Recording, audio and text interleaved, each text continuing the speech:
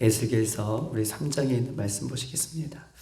에스겔서 3장 우리 11절로 18절까지 있는 말씀 보시겠습니다. 에스겔서 3장 우리 11절로 18절까지 있는 말씀, 우리 저와 여러분 우리 한 절씩 그렇게 교독하며 읽겠습니다. 11절입니다.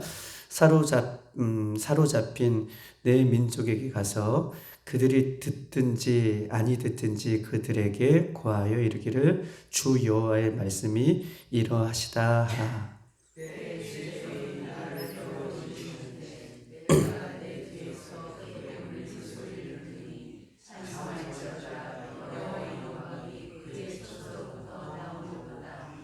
이는 생물들의 날개가 서로 부딪히는 소리와 생물 곁에 바퀴 소리가 크게 울리는 소리더라.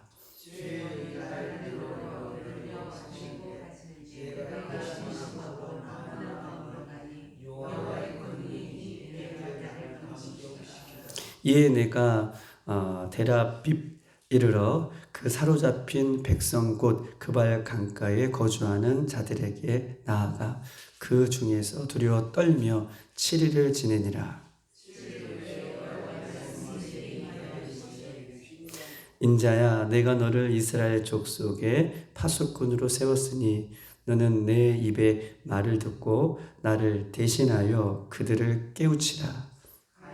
내가 악인에게 말하기를 너는 꼭 죽으리라 할 때에 내가 깨우치지 아니하거나 말로 악인에게 이르러 그의 악한 길을 떠나 생명을 구원하게 하지 아니하면 그 악인은 그의 죄악 중에서 죽으려니와 내가 그의 핏값을 내 손에서 찾을 것이고. 아멘. 우리가 이제 에스겔 3장에 오늘은 구체적으로 하나님께서 에스겔에게 어떤 사명을 주시는지에 대한 부분들이 오늘부터는 아주 구체적으로 마지막 장까지 하나님께서 에스겔에게 명령하시고 말씀하시는 장면이 오늘 본문에 나와 있는 것입니다. 11절부터 읽은 이유는 우리가 지난주의 말씀과 연이어서 또 주시는 말씀이기 때문에 한번 살펴본 것이죠. 지난주에 우리는 하나님의 백성들의 모습을 보았어요. 하나님의 백성들의 이 모습은 정말 하나님의 말씀은 어쩌면 하나님의 백성들이 이렇게 듣기 싫어하는지 11절에 듣든지 아니 듣든지 안 듣는다는 거예요. 그럼에도 불구하고 하나님의 백성에게 너 에스겔이 가라 라고 이렇게 말씀을 해 주시는 것입니다. 이 에스겔서의 이 이스라엘 백성들의 하나님의 말씀을 듣기 싫어하는 이 모습은 그냥 에스겔 시대의 모습이 아니었다고 얘기해 드렸어요. 왜냐하면 출애굽에서도 광야 생활 속에서도 사울을 통하여 왕정 시대가 이루어졌을 때에도 그리고 이 포로 시대에 지금 이스라엘 백성들이 맡고 있는 이 직역까지 이스라엘 백성들은 어쩌면 이렇게 하나님의 말씀을 듣기를 싫어하는지 하나님을 멀리하는지 그 하나님의 안타까운 마음이 지금 에스겔에게 계속해서 부어지고 있는 것입니다.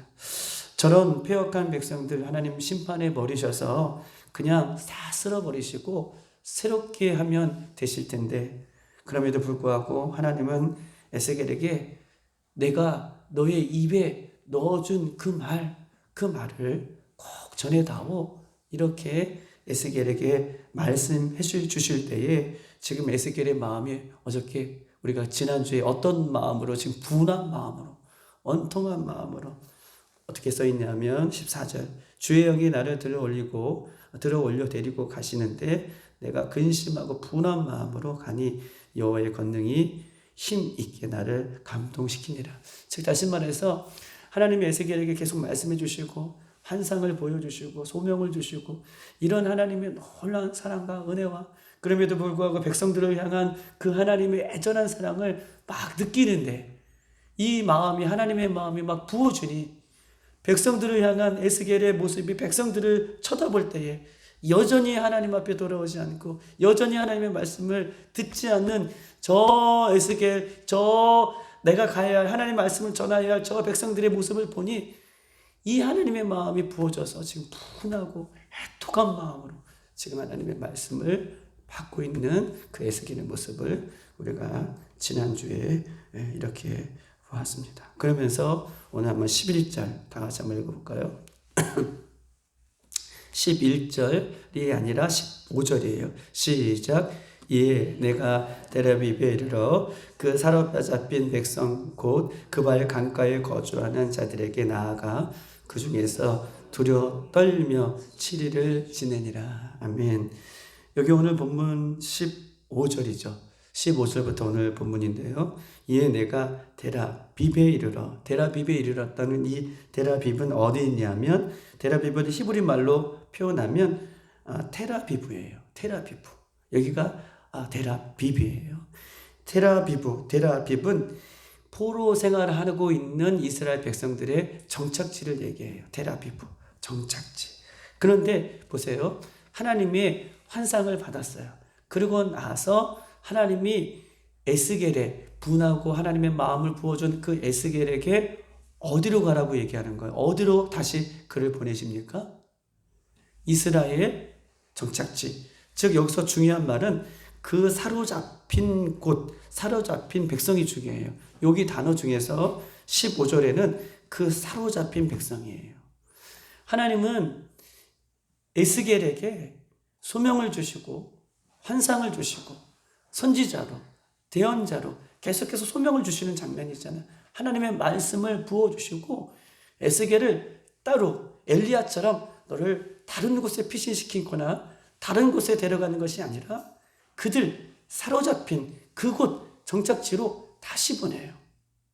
즉 다시 말해서 오늘 이 말씀에서 주시는 은혜는 우리가 아무리 은혜를 받고 아무리 하나님의 사명을 받고 아무리 하나님께서 우리에게 큰 사랑과 예수 그리스도의 십자가의 은혜를 받고 우리가 가야 할 곳이 어딘지를 오늘 본문을 통해서 얘기하는 거예요. 우리가 가야 할 곳, 예수 믿는 우리들이 궁극적으로 가야 할 곳은 저 천국이 우리에게 기다리고 있지만 예수 믿은 우리들, 복음은 알고 있는 우리들, 십자가를 알고 있는 우리들, 예수님의 사랑을 부어진 우리들이 가야 할 곳은 잡힌 자들에게 가는 거예요. 예수님을 모르는 자들에게 가야 된다는 거예요. 예수님을 기다리고 있는, 포로 생활하고 있는 그들에게 우리가 다시 가야 할 사명이 우리 모두에게 있다라고 이 에스겔을 통해서 우리에게 알려주고 있는 것입니다. 정착지에 가서 하나님의 말씀을, 예수 그리스도의 말씀을 다시 포로된 자, 갇힌 자에게 가서 전해 주어라 라고 에스겔을 다시 그 포로된 자, 잡힌 자, 그 정착지로 하나님께서는 에스겔을 보내고 있는 것입니다. 예수님을 믿는 우리가 가야 할 것은 어디입니까? 평탄한 곳, 형통한 곳이 아니라 예수 그리스도를 믿는 우리가 가야 할 곳은 죄악의 포로가 된 사람들에게, 낙심하고 절망하며 갇힌 사람들에게, 사탄의 종이 되어 사는 그들에게 예수님의 구원의 이름을 들고 가야, 그리고 그들에게 십자가의 자유를 선포해야 할 사명이 예수 믿는 우리들에게 있다는 거예요. 우리가 갇혀 있으면 안 돼요. 우리가 묶여 있으면 안 돼요. 우리는 예수 그리스도의 이름으로 힘을 얻고 그들에게 가야 할 사명이 있다. 이것이 주님 앞에 우리가 감당해야 할 몫인 것을 오늘 본문을 통해서 우리가 꼭 기억하셨으면 좋겠습니다. 그리고 에스겔이 두려워 떨며 그 7일을 보내고 있다라고 얘기해요. 여러분 보십시다. 많은 해석이 있어요. 7일을 왜 보냈을까? 7일은 완벽한 숫자인데, 그런데 힌트가 있어요. 우리 한번 15절 다 같이 한번 읽어볼까요? 시작. 이에 내가 텔아비브에 이르러 그 사로잡힌 백성 곧 그발 강가로 거주하는 자들에게 나아가 그 중에서 두려워 떨며 7일을 지내리라. 두려워 떨면 뭐예요? 왜 7일을 지냈을까요? 두려워 떨면은 히브리어의 언어 중에서는 이런 말이 있어요. 즉 이것을 해석하면, 두려워 떨면 해석하면 얼이 빠진 상태로. 얼이 빠진 상태가 어떤 상태예요? 멍한 상태? 얼이 빠진 상태. 어떤 상태예요? 힘이 없는 상태? 정신이 없는 상태? 그냥 하나님의 환상을 에스겔이 보잖아요. 우리도 그럴 것 같아요. 저는 그런 직접적인 막 그런 건 없지만 막 환상을 보고 하나님의 영광을 보고 보좌를 보고 막 그러면 두렵고 떨리는, 이게 진짜 생신지 꿈인지 구분이 안 되는, 좋기도 하면서 이게 정말 막 언어로 표현하기가 좀 어려운 그런 상태로 7일을 보냈다라고 하는 것은, 이제 그런 상태로 7일은 완벽한 숫자잖아요. 그런 상태로 다시 에스겔을 회복시키는 거예요. 막 우리가 그렇게 계속 365일 살면 안 되잖아요. 지금 하나님의 영광을 보고 하나님께서 7일 동안 그를 다시 회복시키는 단계예요. 어리빠져서 두렵고 떨리는 그런 마음들을 잘 진정해 다시 시켜서 다시 원래의 모습으로 에스겔을 지금 만들어 놓은 상태를 이 7일 동안 그가 두렵고 떨림으로 그렇게 그곳에 있었다라고 하는 표현으로 얘기하는 거예요. 우리가 매일같이 그 하나님의 영광을 바라보며 하나님의 은혜를 바라보며 살면 좋겠죠. 그런데 너무 거기에 빠져가지고 매일 그렇게 살아간다면 천국도 아닌데, 죄송합니다.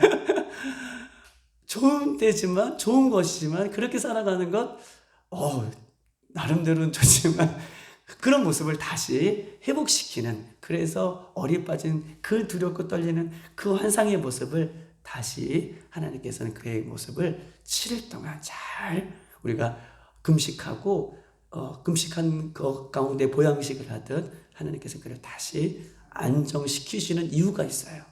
왜냐하면 안정시킨 다음에 하나님께서는 에스겔에게 16절부터 하나님의 귀한 사명을 직접적으로 어떤 것이다 라고 주시는 이유가 여기 있는 것입니다. 우리 한번 읽어보십시다.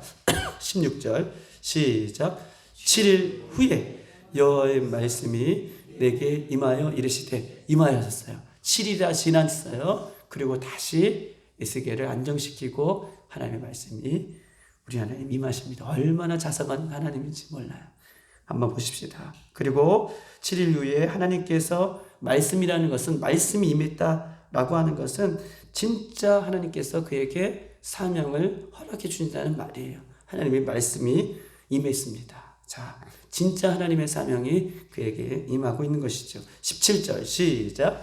인자야, 내가 너를 이스라엘 족속의 파수꾼으로 세웠으니 너는 내 입술의 말을 듣고 나를 대신하여 그들을 깨우치라. 아멘. 파수꾼으로 세웠다. 하나님께서는 에스겔에게 말씀하고 계십니다. 그리고 너는 내가 16절에 준 그 말, 내 입의 말을 어떻게 해요? 나를 대신하여 가서 그들을 깨우치라. 내 말을 너에게 주었으니 그 말로 파수꾼의 역할을 감당하면서 사람들을 깨우치라. 즉 사명자는요, 오늘 여기서 몇 가지를 얘기하고 있는데, 사명자는 사람들의 포로되고 갇힌 자에게 가서, 사명자는 나의 말을 하는 것이 아니라 하나님께서 입에 넣어주신 그 말만 감당하는 사람이 사명자고, 그 말만 하기를 원하시는 분이 우리 하나님이에요. 그 입에 말을 넣어준 그 말을 전해서 깨우치라 라고 얘기해요. 그런데 너는 파수꾼이 역할을 감당하면서 그 역할을 감당해라 라고 얘기하는 것입니다. 여러분, 파수꾼이 무엇입니까? 파수꾼의 인물을 조금 우리가 생각해 보면 더 은혜가 됩니다. 파수꾼은 히브리 말로 초페라고 하는데, 보세요. 잘 들으세요. 이 파수꾼 초페는 지켜보다 지키다. 지켜보고 지키고, 두 가지. 하나는 보고, 하나는 가서 지키고. 이것이 파수꾼의 역할이에요. 내가 너를 파수꾼으로 세웠노라 라고 말씀하고 계시잖아요. 자, 적군을 지켜보다가 적군이 몰려올 때에 마을 사람들에게 이 소식을 제일 먼저 알리는 사람이 파수꾼이에요. 적군을 계속해서 지켜보다가 적군이 들어오는 모습을 보고 마을 사람들에게 알리는 사람이 파수꾼이에요. 우리 이스라엘 하마스의 전쟁에서 갑자기 쳐들어왔잖아요. 경계가 무너진 거잖아요. 지켜보고 있다가 그것을 마을 사람들에게 알리는 것. 이것이 파수꾼입니다. 또 있어요. 파수꾼은요, 아무리 힘들고 어려워도 그 자리를 지키고 있다가, 아무리 힘들고 어려워도 그 자리를 지키고 있다가 적들이 오면 사람들을 지키기 위해서 어떻게 해요? 빨리 알려주는 사람이 파수꾼이에요. 그 자리를 지키고 있다가 마을 사람들을 지키기 위해서 빨리 알려주는 사명이 파수꾼입니다. 또 있습니다. 파수꾼은요, 마을 사람들이 파수꾼의 소리를 듣고 적을 대항할 수 있도록 준비시키는 사람이에요. 그렇죠? 파수꾼이 알리는 소리를 듣고 마을 사람들이 빨리 준비를 시켜서 적들과 빨리 싸울 수 있도록 이렇게 준비를 시키는 사람이 파수꾼의 역할입니다. 그래서 파수꾼은요, 임무를 감당하는 동안은 해야 할 일이 있어요. 파수꾼으로 임무를 감당해야 할 파수꾼은 절대로 잠들면 안 돼요. 절대로 잠들면 안 돼요. 그리고 항상 깨어서 그 자리를 지키고 있어야 되는 것이 파수꾼이에요. 잠들지 말고 그 자리를 항상 지키고 있는 사람이 파수꾼입니다. 시편 141편 한번 찾아볼까요? 141편 905쪽에 있습니다.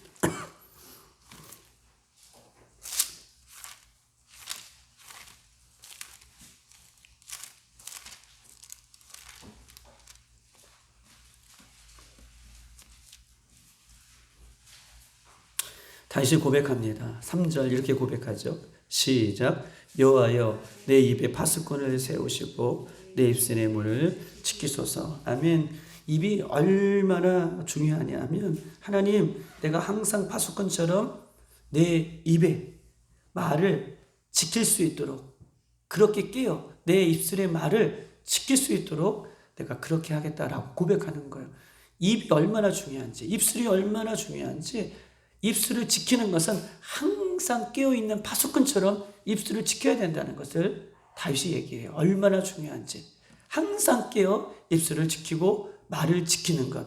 즉 항상 깨어있다는 것을 강조하기 위해서 지금 이야기를 다윗도 지금 이 본문을 통해서 하고 있는 것입니다. 하나님은 내가 항상 파수꾼처럼 깨어 내 모든 사명을 하나님께서는 감당하길 원하시고 오늘 에스겔에게도 항상 깨어 너가 그 역할들을 감당하는 새로운 사명을 하나님께서는 에스겔에게 주시고 있는 것입니다. 항상 깨어 있는 것입니다. 항상 지켜보는 사람, 항상 지켜보는 사람입니다. 항상 그 자리를 지키는 사람이에요. 하나님은 에스겔에게 그 역할을 지금 새롭게 부여하고 있는 것이죠.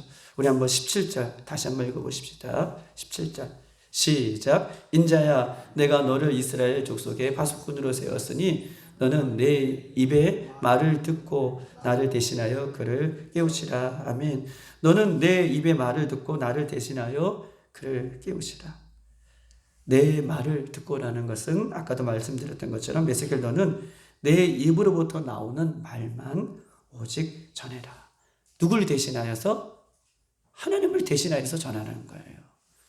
하나님을 대신하여서 너는 내가 너 준 그 말만 전하는 거예요. 지금 에스겔은 누구를 대신해서 하는 거예요? 자기가 하고 싶다고, 자기가 하기 싫다고 이런 사명이 아니라 하나님을 대신하고 있는 사명을 지금 감당하고 있는 거예요.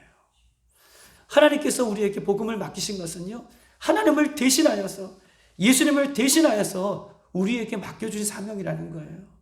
대신하여 맡겨주신 사명이기 때문에 우리가 끝까지 그 사명을 감당해야 할 이유는 여기에 있는 것을 성경 우리에게 이야기하고 있는 것입니다.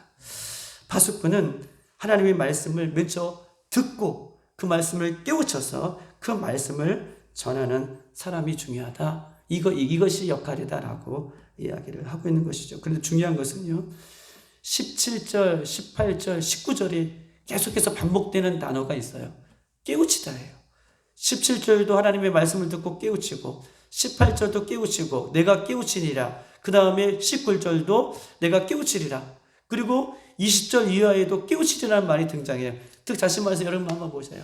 17절, 18절, 19절에는 악인들을 깨우치는 사명을 받고 있는 것이고 20절에는 의인들을 깨우치는 사명을 다 에스겔이 갖고 있어요. 그러니까 17절, 18절, 19절은 악인들을 향한 깨우침을 얘기하면서도 20절 이하에는 에스겔에게 의인들을 더욱더 깨우칠 것을 성경은 오늘 에스겔에게 사명을 주시는 거예요. 파수꾼에.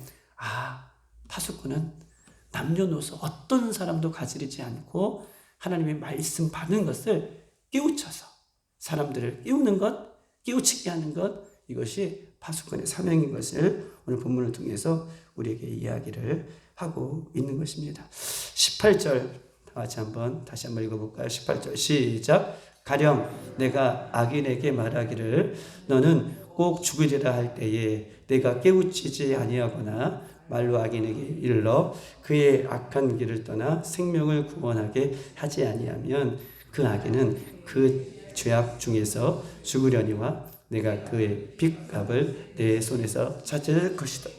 뭐라고 얘기하고 있는 것입니까?